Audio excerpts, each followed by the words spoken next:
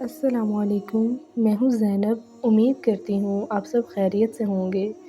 میں آج آپ کو ایک بیوقوف بادشاہ کی زندگی کا ایک واقعہ سناؤں گی۔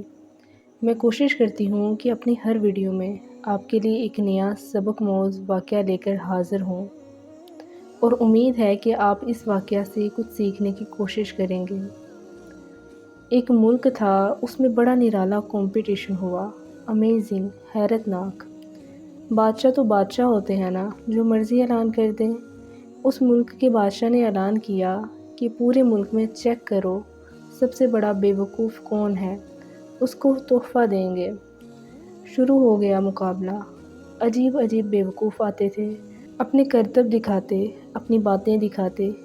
وزیر تھے جو ٹیسٹ کرتے کرتے آخرکار ایک بندہ ایسا تھا جس سے بڑا بیوقوف پورے ملک میں نہیں تھا۔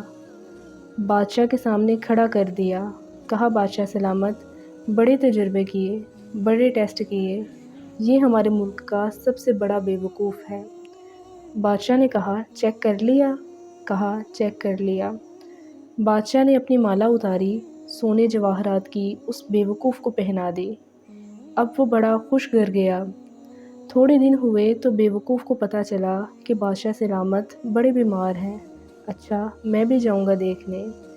تھا تو بیوقوف نا، سمجھ تو پڑتی نہیں تھی۔ چلا گیا بادشاہ کے پاس۔ کہا بادشاہ سلامت، کیا حال ہے آپ کے، سنائیے، سنا ہے آپ بڑے بیمار ہو گئے ہیں۔ بادشاہ بہت زیادہ بیمار تھا، آخری لمحات تھے۔ کہتا ہے بس اب تو اس جہان کو چھوڑ کر جا رہا ہوں۔ بیوقوف کہتا ہے بادشاہ کو، اچھا کہیں اور جا رہے ہیں؟ کہاں جا رہے ہیں؟ اس کو یہ نہیں پتا تھا کہ مرنا بھی ہوتا ہے، بیوقوف جو تھا۔ تو بادشاہ کہتا ہے میں اس دنیا کو چھوڑ کر دوسری دنیا میں جا رہا ہوں۔ اچھا، تو بادشاہ سلامت یہ بتائیے کہ ادھر میں دیکھتا ہوں کہ آپ کا بہت بڑا محل ہے، بیوٹیفل بیڈ رومز ہیں، شاندار مکان ہے، جدھر جا رہے ہیں ادھر مکان بنا لیا آپ نے؟ تو بادشاہ کہتا ہے نہیں، ادھر تو میں نے ایک جھونپڑی بھی نہیں بنائی۔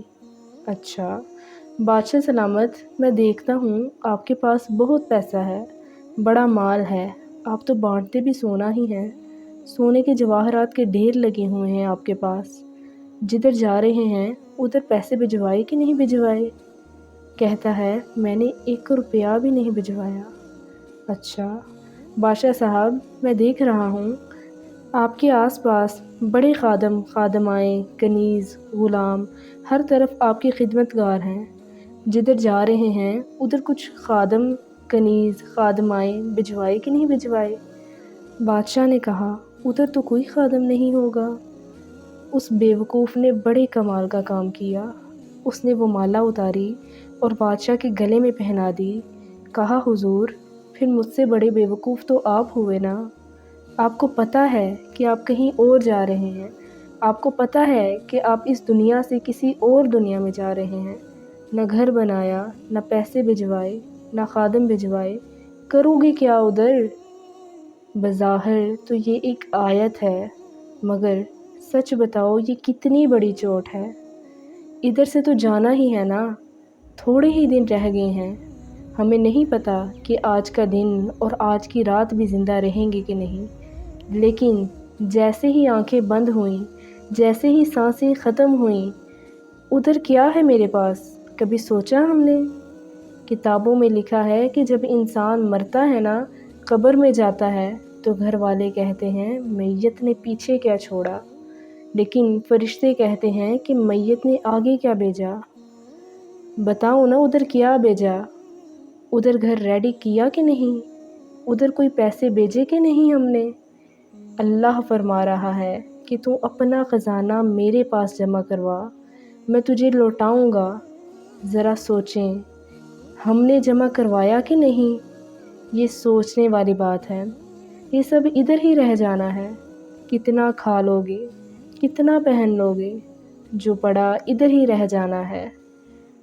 ادھر بھیج دو کیونکہ وہاں اکیلے ہونا ہے، پھر میرے اعمال تولے جائیں گے، اور مجھے پتہ ہے گناہ ہی گناہ ہیں، خطائیں ہی خطائیں ہیں، مارے جاؤ گے، پکڑے جاؤ گے۔